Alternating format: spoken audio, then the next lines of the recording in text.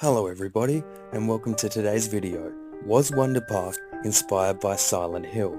For those of you who don't know, Wonderpark is a 2019 computer animated adventure film produced by Paramount Animation and Nickelodeon Movies, with Lion Animation Studios handling the animation. The plot follows a young girl named June who encounters a real version of her magical amusement park run by talking animals. And Silent Hill is a horror media franchise centered on a series of survival horror video games created by Kiricho Toyama. I'm not sure if I said that right, but yeah.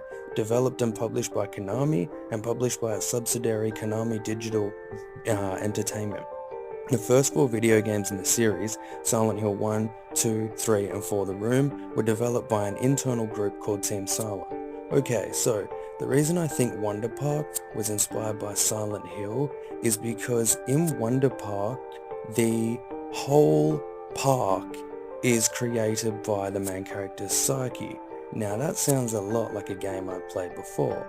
In both Silent Hill 1, 2, 3 and obviously the rest of them, the whole dystopian world is created in the player's psyche. Another thing that makes me think Wonderpark was inspired by Silent Hill is the darkness. Okay, the darkness. Let's talk about that. The darkness creates a dystopian world in what's supposed to be a utopian world. In Silent Hill 1 and 3, you know, things are great at first, but then your psyche brings on the darkness and turns them terrible. You know, James was on a vacation with his wife and it was very utopian, but then he finds Cheryl, and things become dystopian because of the darkness. And now I know that the darkness was also created by Alessa splitting her soul, but how do we know that wasn't in James' psyche, you know? In both Wonderpark and Silent Hill, at the end, and no matter what ending you get Silent Hill, it's kind of like you still don't know if Silent Hill even exists, if it was there. Was this just all made up in your mind? Was it a dream? Were you dead? Was June just dreaming that whole time? Because when she gets back to her mum, it's not there, but it's there in her imagination, in her psyche, and that's the same for Silent Hill.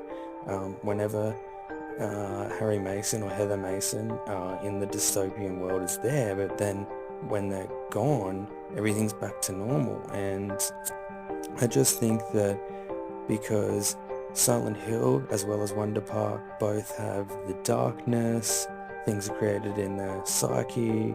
I mean, it's just too uncanny to not be inspired by it, but I could be wrong, you know. However, another thing that makes me think Wonderpark was inspired by Silent Hill is that there's theme parks in both. You know, when you verse Sybil on the merry-go-round, that's obviously in a theme park. In Wonderpark, June flies on this fish that was off a merry-go-round in order to save herself. You know, she's like, oh, please work, and she says something to the fish, I can't remember what, to make it fly.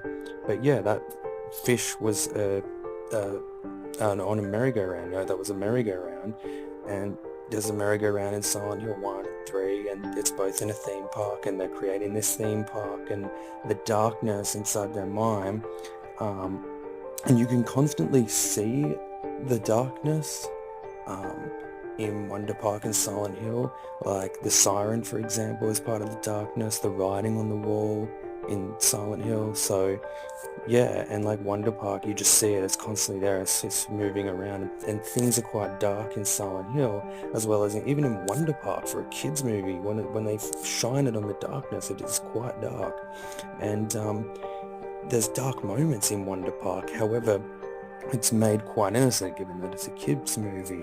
But even in Silent Hill, obviously it's very dark, but there's those innocent moments where you see the characters bring out the light in things. So yeah, I really think that Wonderpark was inspired by Silent Hill, but I would like to know what you think in the comments, and I'll be uploading another video quite soon. So thank you and goodbye.